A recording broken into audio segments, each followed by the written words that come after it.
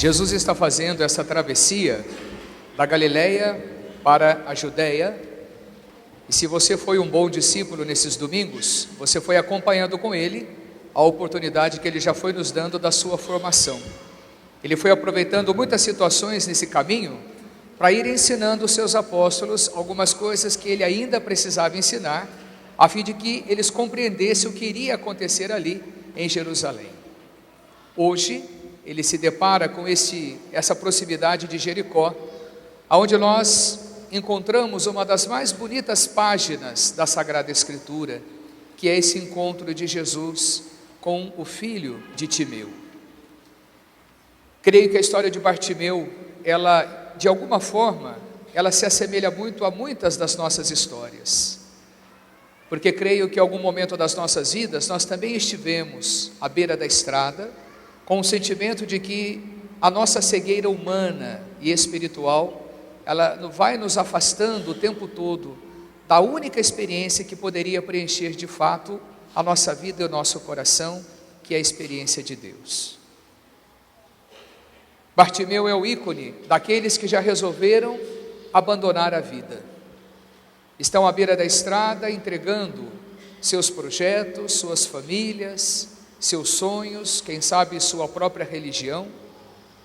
Mas quando ele é tocado por essa proximidade de Jesus, ele então não tem muito o que pensar, senão dar esse grito libertador: Jesus, filho de Davi, tem compaixão de mim, livra-me desta cegueira. É interessante que Jesus tem duas possibilidades de nos curar a todos. A Bartimeu, a cura física, e aos seus apóstolos e a nós, a cura espiritual. O exercício de Bartimeu é esse: tira o manto, dá um pulo e proclama a sua cura. Talvez muitas vezes as nossas curas não cheguem assim tão fáceis, porque nos falta essas duas coragens: a coragem de tirar o manto das nossas cegueiras, das nossas comodidades, das nossas certezas, e depois dar este pulo, como que dizendo: eu preciso começar uma vida nova, é preciso sair, é preciso correr, porque sentadão na minha vida folgada ou cômoda, que talvez para mim já está bom do jeito que está, ainda que eu não esteja feliz, talvez ainda seja melhor aqui, do que a incerteza de começar um caminho novo com Jesus Cristo. Porque às vezes acontece isso com a gente. A vida pode não estar boa, mas eu não consigo fazer nada para que ela melhore um pouquinho. Às vezes dentro dos meus relacionamentos conjugais, dentro da minha relação de família, dentro do meu ambiente de trabalho, dentro do meu ambiente de comunidade, dentro do meu grupo. Quantas vezes nós vamos arrastando semanas, meses, anos, décadas, histórias, arrastando, porque nós queremos ainda viver, ainda que conscientes, a nossa cegueira. E como é triste perceber isso, como é triste perceber que estamos tão perto de Jesus, Jesus está tão perto de nós, mas nós ainda não temos a coragem de gritar a Ele: Filho de Davi, tem misericórdia de mim. Tem misericórdia da minha cegueira espiritual, tem misericórdia da minha falta de vontade de querer ser melhor, porque querer ser melhor no plano de Deus dá trabalho. Aí você entende o papel profético de Jeremias. Quem é este homem? Jeremias é um profeta que se envolve com a questão política do seu povo. Às vezes a gente diz que a igreja não deveria se envolver com política, errou. Ela não pode se envolver com politicagem, com roubalheira, com palhaçada, mas ela precisa estar ao lado daqueles que acreditam no valor da justiça e da dignidade. Então ela tem que ter o seu papel. E Jeremias foi esse homem que precisava dar àquele povo uma certeza de que eles estavam voltando e Deus estava reservando para eles um momento novo. E não era uma palavrinha da boca para fora, porque o verdadeiro profeta não fala, faz. E faz o seu testemunho se tornar palavra, e palavra de Deus. Então ele quer resgatar naquele povo que a história já tinha tirado deles. Deus vai nos reunir, Deus vai nos levar, Deus vai nos acolher. Olha os verbos que Ele está usando. É preciso primeiro reunir esse povo, é preciso ir com esse povo, levá-los a algum destino, e o destino é esse: nós vamos chegar a essa terra, que agora sim será uma terra segura para nós. Imagine para o profeta Jeremias, como é o papel nosso hoje, como falar de esperança numa sociedade em que a esperança está destruída dentro das nossas casas, está destruída dentro das relações sociais, está destruída na esperança da nossa fé. Infeliz aquele que já se desencantou com a esperança, porque a sua esperança está aqui, e o profeta não tem os olhos dele aqui. O profeta tem os olhos dele no reino do céu, que começa aqui, mas que ultrapassa tudo o que nós vivemos e fazemos. Por isso que nós temos uma esperança feliz, e uma esperança operosa.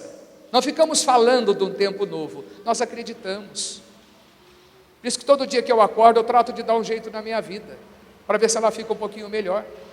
Tem dia que eu faço com muito sucesso o que eu preciso fazer, tem dia que nem sempre dá, mas nesse dia também me encontro com Deus no final do dia para dizer: o que eu tenho que melhorar, meu Deus? Aliás, eu sei o que eu tenho que melhorar, me dê um pouco de vergonha na cara, para eu não ficar aqui perdendo tempo com a minha lenga-lenga, enchendo o seu saco com a minha oração, se eu não tenho disposição para fazer nada.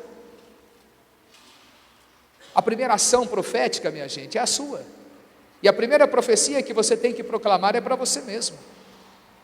Se eu não acredito que o reino dos céus é uma graça de Deus, eu não tenho o direito de lhe dizer nada sobre isso, mas eu creio porque em mim o reino de Deus quer acontecer, e Deus já me garantiu. Não é porque você está querendo seguir os meus passos que você terá uma vida sem sofrimento, sem pecado, sem dificuldade.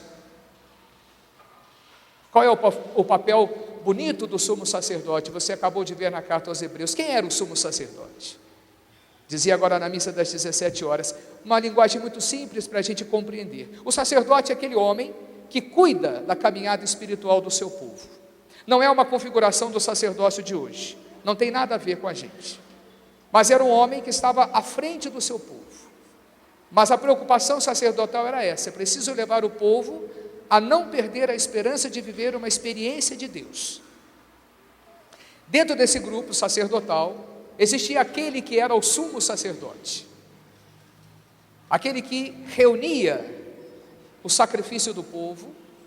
Mas é tão bonito, porque ele se colocava nesse sacrifício. Você escutou bem na segunda leitura. Sabe ter compaixão dos que estão na ignorância e no erro, porque ele mesmo é cercado de fraqueza. Minha gente, esse versículo é tão interessante, porque ele nos ajuda a compreender que onde existe o ser humano, em todos os departamentos do mundo, existirá sempre a fraqueza, o pecado, o erro. Se você encontrar algum departamento humano que não tem esse problema, me fala que eu quero morar lá. Então a igreja também é assim. E às vezes nós ficamos assim tão na nossa santa hipocrisia, condenando os erros, por isso que assim, aquilo, aquele outro, erramos, porque esquecemos que também o sumo sacerdote vivia a condição da sua fraqueza, e por isso que a oferenda colocada no altar sacrificial passava primeiro pela sua vida. É preciso rezar muito para que Deus tenha compaixão de nós. A ninguém que recebeu ministérios nessa vida, Deus garantiu sucesso e total liberdade do pecado. Não, pelo contrário, seremos cobrados muito mais por aquilo que nós estamos testemunhando. E Jesus não entra nessa casta sacerdotal. Ele não é um homem de linhagem sacerdotal. O sacerdote, o sumo sacerdote, ele só podia vir de uma tradição sacerdotal. Jesus não era. Aí vem a novidade do sumo sacerdote por excelência. Este homem Melquisedeque, este rei, ele não aparece na Sagrada Escritura com muita frequência. Ele vai entrar um pouco quando ele é chamado a dar uma bênção a Abraão. Só isso. Nós não sabemos quem é, da onde veio e por que veio. Mas está bem nessa passagem. Segundo a ordem do rei Melquisedeque, o Cristo se faz, por excelência, o sumo sacerdote. E qual é a diferença do sumo sacerdote Jesus para todos os outros sumos sacerdotes? Jesus não oferece as nossas oferendas. Jesus não quer pegar o que você está trazendo como a sua oferta, o animal que você matou, que você sangrou, para que Deus tenha misericórdia de nós. Jesus se oferece como único e eterno sacrifício. E é tão bonito, aqui ele se associa, não é? Ao mais frágil de todos os animais, o cordeiro. Então a entrega de Jesus é essa, ele entra no lugar sagrado, e o seu sacrifício é um sacrifício para dizer, daqui para frente, você não precisa ficar matando animais para oferecer o sacrifício do sangue a Deus. Sacrifique-se você. Viva o novo tempo da sua vida. E o mesmo Jesus vai dizer qual é o sacrifício que agrada a Deus. Às vezes nos preocupamos tanto com as exterioridades da nossa religião e esquecemos para que uma religião serve. Apenas para me aproximar de Deus. E mesmo quando eu encontro pessoas que talvez não tenham entendido a religião e por isso sacrificam a vida de tantos que estão perto dela, não a condene, não cabe a nós condenar, reze por ela, para que Deus tão logo a livre da cegueira hipócrita de seguir uma religião infértil. Mas faça a sua parte. Não quero viver uma religião que venha oprimir as pessoas. Não quero ter uma religião que, ao invés de propor a alegria de estarmos em Deus, nos propõe um caminho árduo, um caminho difícil. Seu padre, mas o caminho de Jesus é um caminho difícil, sim, mas não é um caminho de dor, de sofrimento, no sentimento da tristeza. Infeliz quem acha que seguir Cristo precisa botar essa cara de pessoa triste e viver como se fosse um tempo desesperador. Não.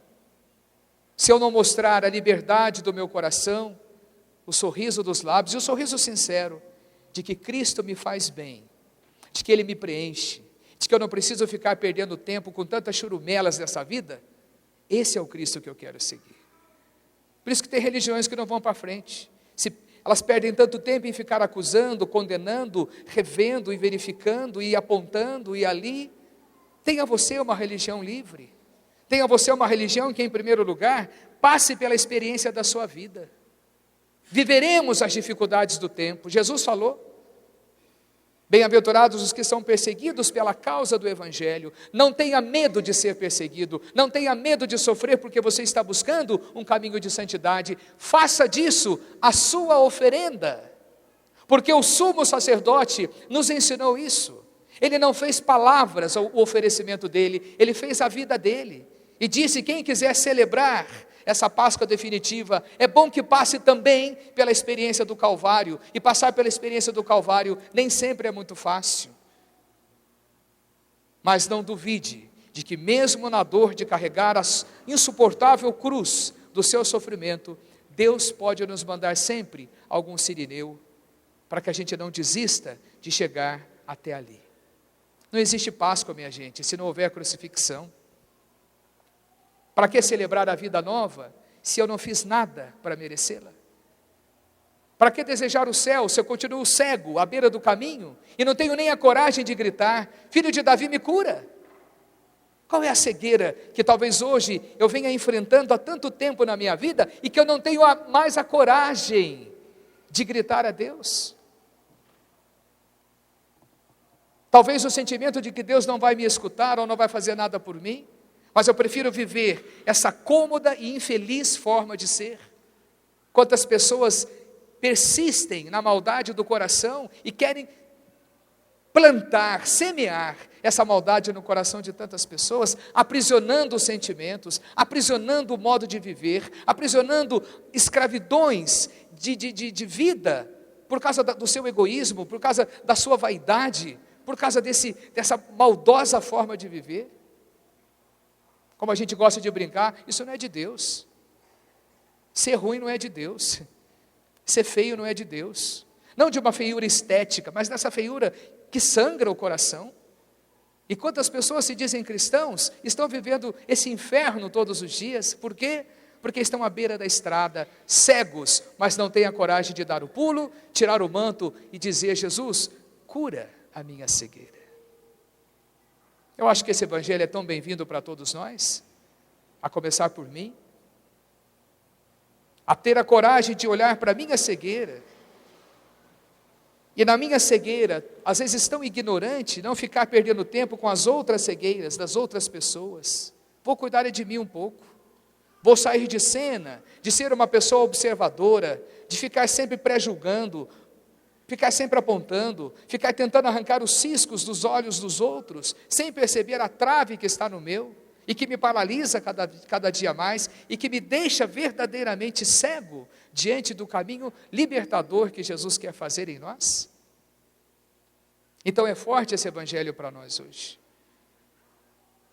Pense agora qual é a sua cegueira. Mas pense sobretudo neste manto, que por muito tempo você anda se encobertando nele. Arranque o seu manto. Arranquemos os nossos mantos. Saltemos da nossa frágil forma de viver o cristianismo. Tenhamos a coragem de pedir essa grande graça, filho de Davi. Eu quero poder voltar para a minha vida. Eu quero poder sair também e proclamar a maravilha de que estou curado, de que estou podendo enxergar com os olhos da fé. Se você aqui chegou cego hoje de alguma espiritualidade, Deus quer lhe devolver com os olhos dele. Outrora cego, agora posso enxergar com os olhos de Jesus. Outrora paralisado na minha enfermidade espiritual, agora posso respirar e agir com o coração do próprio Jesus. Não tem graça maior do que essa? E essa graça Deus está reservando para nós. Não existe ninguém melhor do que ninguém aqui dentro. Somos tudo farinha do mesmo saco. E a cada um, Deus pode dar essa grande graça, basta que eu deseje. Não é feio ser cego espiritual. É bonito ter a coragem de erguer, soltar o manto e proclamar que hoje eu volto a enxergar com o olhar do Senhor da minha fé. E a minha vida, com certeza, será um acontecimento novo, feito de muito mais liberdade, de muito mais alegria, feito de muito mais perspectiva, de uma vida que não se cansa diante das dificuldades, porque já acertou o endereço e o caminho do céu. Peçamos essa graça de Deus, que Ele venha hoje curar tudo o que precisa. Põe para fora as cegueiras mais estranhas que existem dentro de você, mas é preciso ter a disposição. Peça a Ele, grite a Ele, filho de Davi, tem compaixão de mim. Seja louvado nosso Senhor Jesus Cristo.